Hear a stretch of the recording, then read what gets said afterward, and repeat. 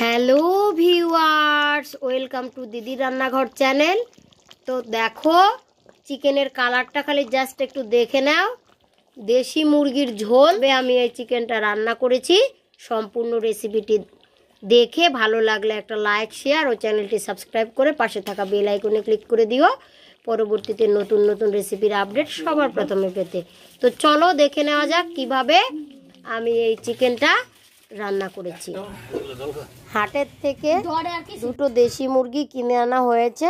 তো এখন দেখো, এই দেশি মুরগি দুটো কেটে নেওয়া হচ্ছে। প্রথমে দেশি মুরগি দুটো কেটে ভালো করে ধুয়ে তারপরে দেশি মুরগির ঝোল আর গরম গরম সাদা ভাত রান্না হবে। তো চলো গাইস, আগে মুরগি কাটা দেখে নেওয়া যাক কিভাবে এই মুরগি কাটা হচ্ছে।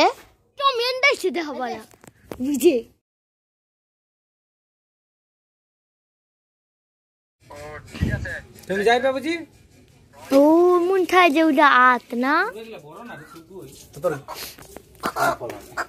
ভালো করে করে এবার মুরগিটা মুরগির মাথার জল খাইবো। হ্যাঁ জল আস্তে আস্তে শরীরে রক্ত নাই। মাস্টার মশাই খাইলো তো রুটিটা খাইলো তো শীতের মধ্যে রুটি মাস্টার মশাই বলে এই খাইলে বলে ছয়টা কেমন যাচ্ছে তো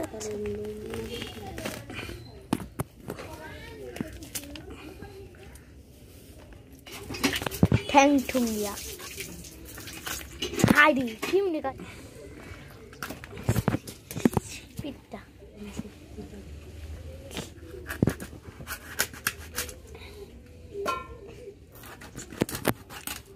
ডুক ডুক প্রোটিন খায় মাংস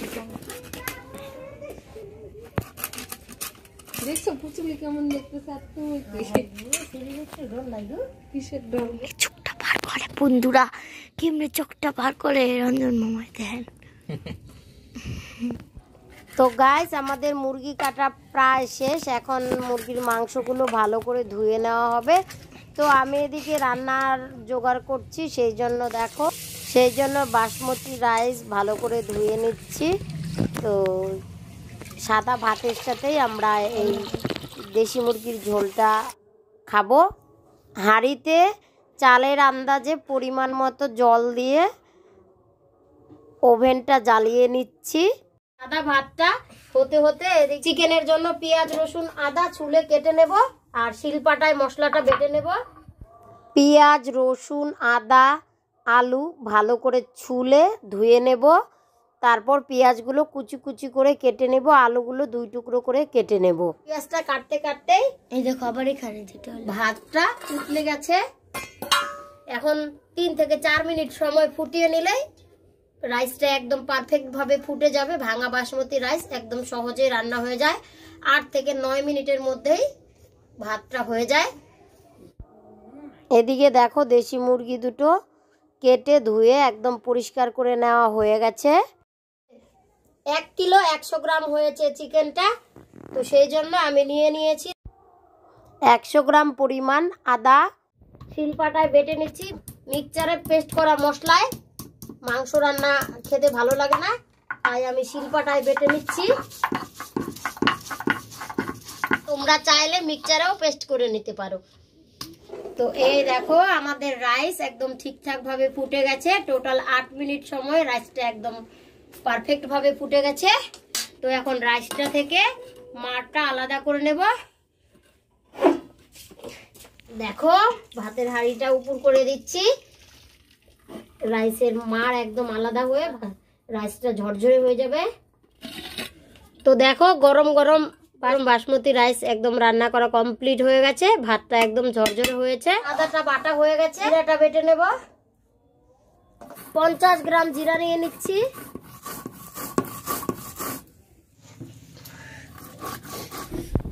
তো জিরাটা আমার বাটা হয়ে গেছে। এবার মিডিয়াম সাইজের 2টা পেঁয়াজ বেটে নেব আর 5টা গোটা রসুন ছুলে সেই রসুনগুলো বেটে নেব। সামান্য পরিমাণে লবণ দিয়ে বাটলে, পেঁয়াজ বাটলে চোখ থেকে জলও বের হয় না আর পেঁয়াজ বাটাটা খুব তাড়াতাড়ি হয়ে যায়। দেখো, মশলাগুলো আমার বাটা হয়ে গেছে। এখন পেঁয়াজগুলো কুচি কুচি করে নিচ্ছি। এখানে 1 কিলো 100 গ্রাম হয়েছে চিকেন। সেই জন্য আমি যে মশলাগুলো বেটে নিয়েছি সেগুলো আর একবার পরিমাণটা বলে দিই।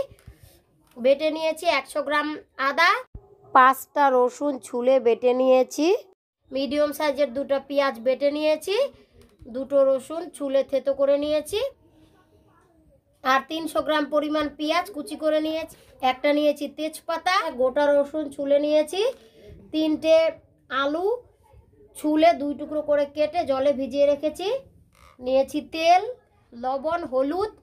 আর আজ আমি রান্নাটা লাল লঙ্কা দিয়ে করব, সেই জন্য নিয়ে 5 টাকা দামের 2 প্যাকেট লাল লঙ্কার গুঁড়ো নিয়েছি। এখানে 5 টেবিল চামচ পরিমাণ লাল লঙ্কার গুঁড়ো হবে। আর নিয়েছি মিট মশলার গুঁড়ো ও গরম মশলার গুঁড়ো। তো তোমরা তোমাদের স্বাদ অনুযায়ী ঝাল ব্যবহার করবে। চলো রান্নাটা শুরু করি। রান্নাটা ওভেনেই করব, তাই ওভেনটা জ্বালিয়ে ওভেনে একটা কড়াই বসিয়ে কড়াইটা গরম করে নিচ্ছি।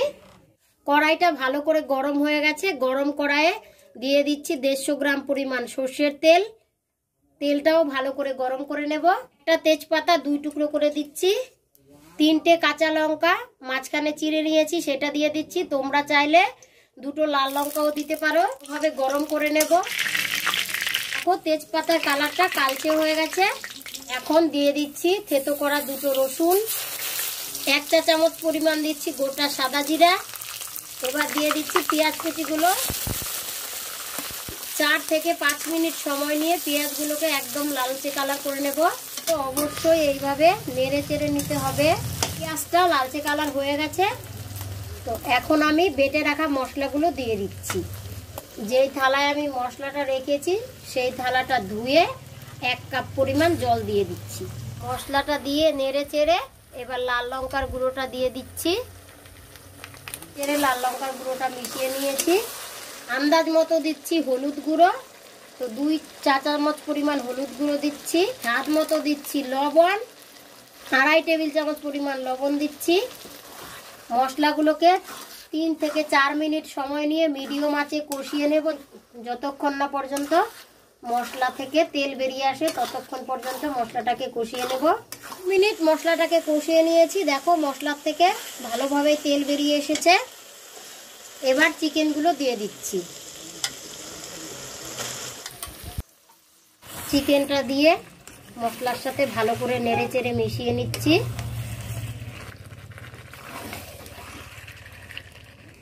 1 টেবিল চামচ পরিমাণ মিট মশলার গুঁড়ো চারপাশে ছড়িয়ে দিচ্ছি। এবার ঢাকনা দিয়ে মিডিয়াম আঁচে 2 মিনিট কষিয়ে নেব। 2 মিনিট কষানো হয়ে গেছে। এবার ঢাকনাটা খুলে নিচ্ছি। আবারও নেড়ে চেড়ে দিচ্ছি। নেড়ে চেড়ে আবারও 1 টেবিল চামচ পরিমাণ মিট মশলার গুঁড়ো চারপাশে ছড়িয়ে দিচ্ছি। এদিকে যে আলু ও রসুনটা ছুলে রেখেছিলাম সেগুলো ভালো করে ধুয়ে দিয়ে দিচ্ছি। নতুন আলু দিয়ে রান্না করলে চিকেনটা 10 মিনিট কষানো হয়ে গেলে তারপরে আলুগুলো দিয়ে একসাথে কষাতে হবে। আবারও ঢাকনা দিয়ে মিডিয়াম আঁচে 2 মিনিট কষিয়ে নেব। 2 মিনিট কষানো হয়ে গেছে। এইভাবে 1 মিনিট পরে পরে ঢাকনা খুলে খুলে নেড়ে চেড়ে টোটাল 20 থেকে 25 মিনিট সময় নিয়ে কষিয়ে নেব। তো দেখো টোটাল 10 মিনিট সময় ঢাকনা দিয়ে দিয়ে কষানো আমার হয়ে গেল। ঢাকনা ছাড়াই আরও 10 থেকে 15 মিনিট সময় নিয়ে কষিয়ে নেব। এদিকে দেখো চিকেনটাতে সুন্দর ফ্লেভারের জন্য 1 টুকরো ক্যাপসিকাম দিয়ে দিয়েছি, সিমলা লঙ্কা। তো এবার নেড়ে চেড়ে ঢাকনা ছাড়াই 10 মিনিট কষিয়ে নেব। তোমরা চাইলে এই সিমলা লঙ্কা বা ক্যাপসিকামের ব্যবহার নাও করতে পারো। ছাড়াই চিকেনটাকে 7 মিনিট কষানো হয়ে গেছে। আরও 8 মিনিটের মতো নেড়ে চেড়ে কষিয়ে নেব। আর এদিকে ওভেনের উল্টো দিকের হাঁড়িতে কিছুটা পরিমাণ জল গরম হতে বসিয়ে দিয়েছি। এই ফুটন্ত জলটা চিকেনটাতে দেব। এদিকে দেখো জলটা টকবগিয়ে ফুটে উঠছে। আর এদিকে চিকেন থেকে দেখো তেল ছেড়ে ছেড়ে আসছে, তার মানে চিকেনটা ঠিকঠাকভাবে কষানো হয়ে গেছে। তো আমি টোটাল 25 মিনিট সময় নিয়ে চিকেনটাকে কষিয়ে নিয়েছি। এবার এই ফুটন্ত গরম জলটা দিয়ে দিচ্ছি। আর হাই আছে 10 থেকে 12 মিনিট সময় নিয়ে কুক করে নেব। অবশ্যই 2 থেকে 3 বার এইভাবে নেড়ে চেড়ে দিতে হবে। তো দেখো আমি নেড়ে চেড়ে দিচ্ছি। তো 8 10 মিনিট কষানো হয়ে গেছে। এবারে 2 চা চামচ পরিমাণ গরম মশলার গুঁড়ো 2 চা চামচ পরিমাণ ছড়িয়ে দিয়ে আরো 2 মিনিটের মতো কুক করে নিলে রান্নাটা আমার একদম কমপ্লিট হয়ে যাবে। তো টোটাল 35 থেকে 37 মিনিট সময়ে দেশি মুরগির ঝোল রান্না করা আমার একদম কমপ্লিট। এখন শুধু পরিবেশনের পালা। দেশি মুরগির এই ঝোল ছিল আজকের রেসিপিটি ফলো করে অবশ্যই বাড়িতে ট্রাই করো। কিভাবে আমি এই খেতে চিকেনটা কেমন রান্না হয় করেছি কমেন্টের মাধ্যমে জানিও। রেসিপিটি ভালো লাগলে একটা লাইক শেয়ার ও চ্যানেলটি সাবস্ক্রাইব করে পাশে থাকা বেল আইকনে ক্লিক করে দিও। পরবর্তীতে নতুন নতুন ভিডিওর আপডেট সবার প্রথমে পেতে। আজ এই পর্যন্তই, দেখা হবে পরের ভিডিওতে। ততক্ষণ সকলেই ভালো থেকো, সুস্থ থেকো। Tata, bye bye.